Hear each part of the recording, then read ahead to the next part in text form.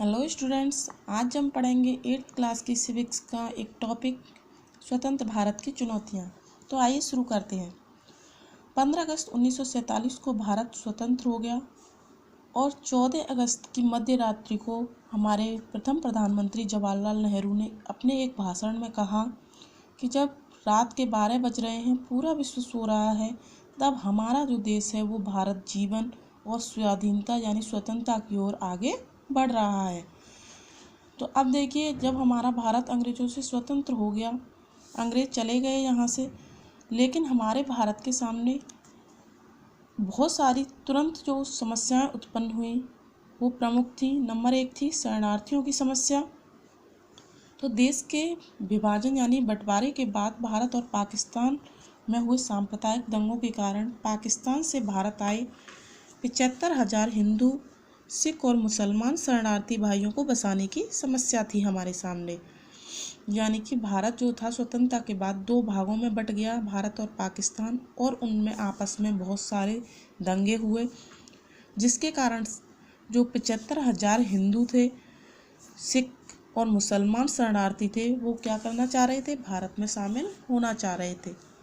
जब वो भारत में शामिल होना चाह रहे थे तो भारत सरकार ने करोड़ों रुपए खर्च करके इन शरणार्थियों को बसाया, इनके लिए मकान दिए और भूमि भी दी। सेकंड समस्या थी भारत के सामने देशी रियासतों का भारतीय संघ में विलय की समस्या। यानी कि हमारा भारत एक कैसा है, संघीय प्रदेश है, यानी कि हमारे भारत में सारे जो क्षेत्र हैं वो एक संघ की तरह रहते हैं। तो इससे पहले, लेकिन भारत हमारा स्वतंत्रता से पहले रियासतों में बटा हुआ था, तब यहाँ पर राज्य नहीं हुआ करते थे। तो जब हम आज़ाद हुए तो देश में कुल 562 रियासतें थी। यदि ये रियासतें भारत में नहीं मिलती तो हमारा जो भारत था वो कई टुकड़ों में बट जाता। जैसे कि भारत पाकिस्तान हुआ, उसी तरह से जाने कितने पाकिस्तान इसमें से बन जाते। लेकिन सरकार ने देखिए निदान क्या किया। तो उस समय के हमारे जो उप प्रधानमंत्री थे सरदार वल्लभ भाई पटेल, उन्होंने बड़ी ही समझदारी से सारी जो रियासतें थी, इनके नवाब, राजा, महाराजा, इनसे क्या किया, बातें की, विचार किया, इन्हें समझाया कि अगर हम एक होकर के रहते हैं तो हमें इससे कितना फ़ायदा मिलेगा। तो इनकी सूझबूझ के कारण ही इन्हें लौह पुरुष कहा जाता है। और ये जो सारी रियासतें थी ये भारत में मिलने को तैयार हो गई। अगली हमारे सामने समस्या थी पाकिस्तान का भारत पर आक्रमण।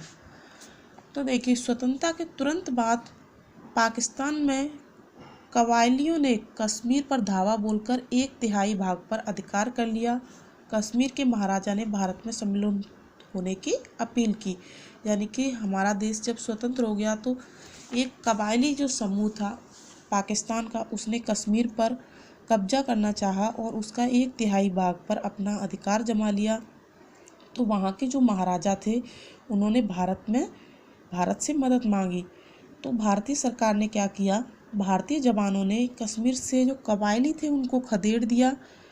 कश्मीर भारत का अभिन्न अंग बन गया और कश्मीर का 1/3 हिस्सा अब भी पाकिस्तान के कब्जे में है। आगे हमारे सामने समस्या थी आर्थिक समस्या। यानी कि स्वतंत्रता के बाद कृषि की स्थिति अच्छी नहीं थी।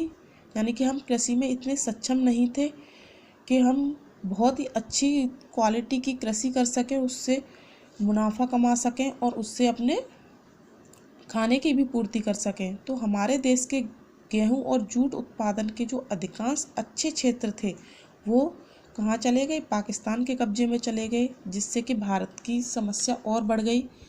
और दूसरी तरफ देश में जनसंख्या भी बढ़ रही थी, उसके कारण खाने की कमी पैदा हो गई। उस समय हमें गेहूं जो था विदेश से आयात यानी कि खरीदना पड़ा।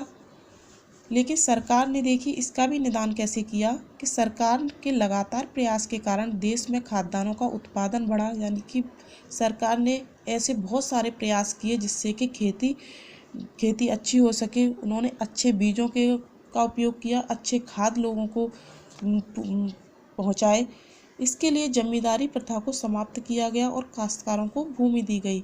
यानी कि सरकार ने जो जमींदारी प्रथा हमारे यहाँ बहुत चलती थी कि एक व्यक्ति होता था जिसके पास बहुत ज़्यादा मात्रा में भूमि होती थी और सारा मुनाफा जो था उसी को मिलता था, लेकिन सरकार ने ये प्रथा समाप्त कर दी और जो ज़मीन थी वो काश्तकारों को बांट दी। काश्तकार वो लोग होते थे जो ज़मीन पर खेती करके कर अदा करते थे।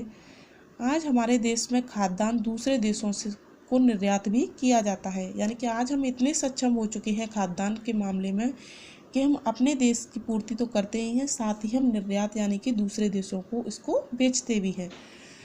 तो इस वीडियो में हमने पढ़ा कि स्वतंत्र भारत के सामने तुरंत की चुनौतियाँ कौन सी थी।